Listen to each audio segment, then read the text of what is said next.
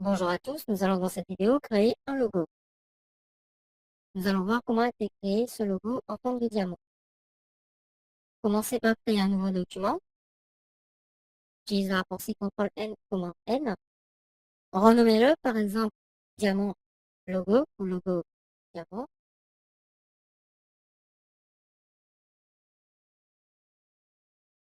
Les paramètres seront les suivants, donc 400 par 400 en hauteur, en résolution 100, en couleur RGB, arrière-plan en blanc. Je vais faire OK. Je vais zoomer et donc ajouter des règles.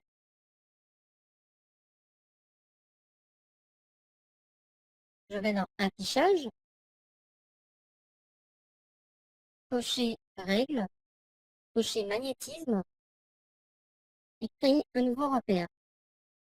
Le raccourci associé pour moi étant Alt, majuscule, CTRL et 2 points.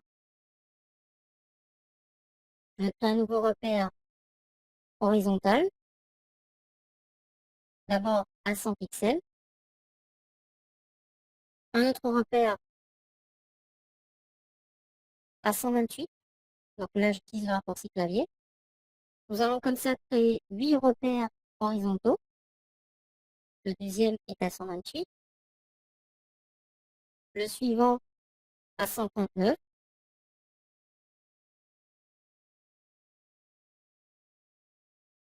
Un autre repère à 155. Encore un autre à 171. À 191. À 210.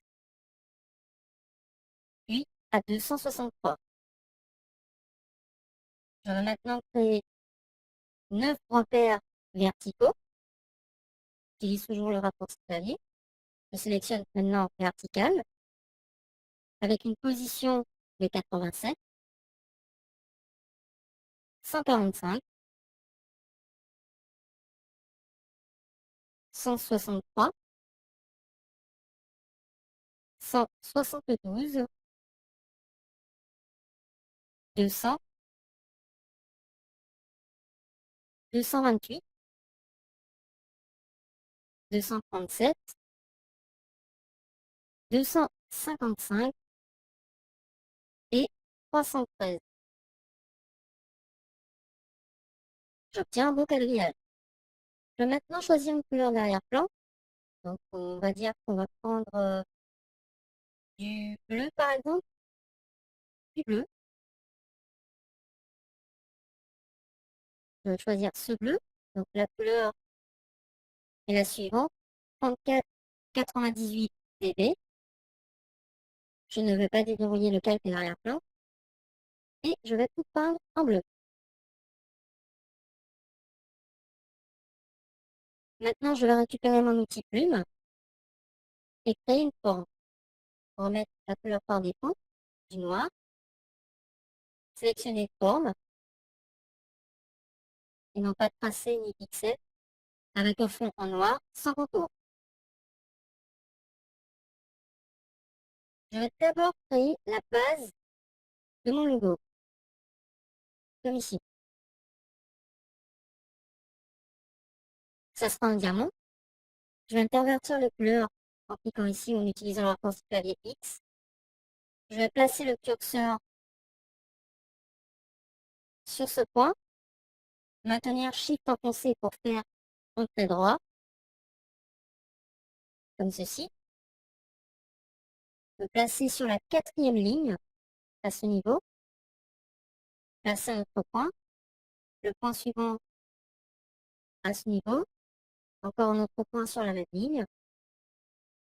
Et refermer ma porte. J'obtiens la base. Je peux le renommer base. Je vais légèrement zoomer. Je vais maintenant créer des triangles à l'intérieur de mon diamant. Je vais prendre une couleur du. Je vais prendre du noir. Créer 2 triangles en haut et un losange en bas. Le premier point, je le positionne à ce niveau. Le second, ici. Je maintiens Shift pour faire une ligne droite. Je refais là. Je peux faire de même ou juste dupliquer la forme. Je prends mon outil de déplacement, je maintiens la touche Alt, je clique et je fais glisser. Je maintiens la touche Shift pour bien faire glisser. Je reprends ensuite mon outil plume pour faire un losange. Je vais placer un point ici. Le second sera à ce niveau. Un autre ici. Ici. Puis là. Le losange est en fait l'addition des deux triangles. Je vais masquer ce losange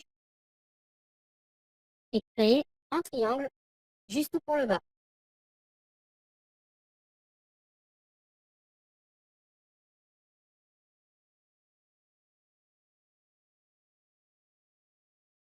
Je renomme le losange.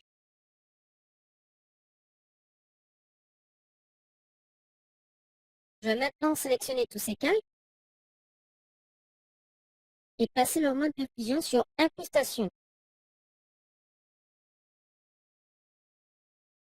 Le résultat n'est pas très agréable, je l'avoue. Je vais activer le losange.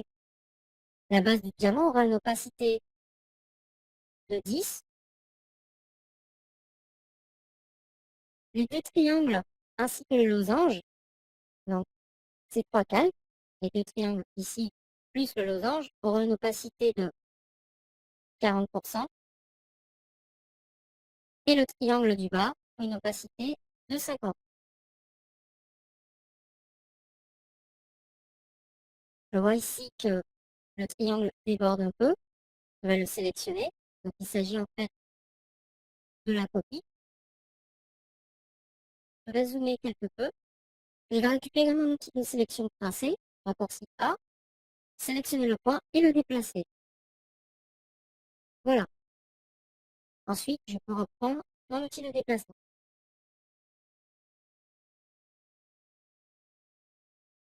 Je vais maintenant créer de nouveaux triangles. Je reprends mon outil plume. Je vais prendre du blanc cette fois-ci.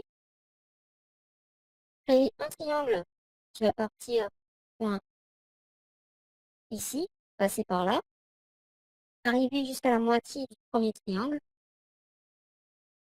et ensuite se fermer. Faire de même de l'autre côté.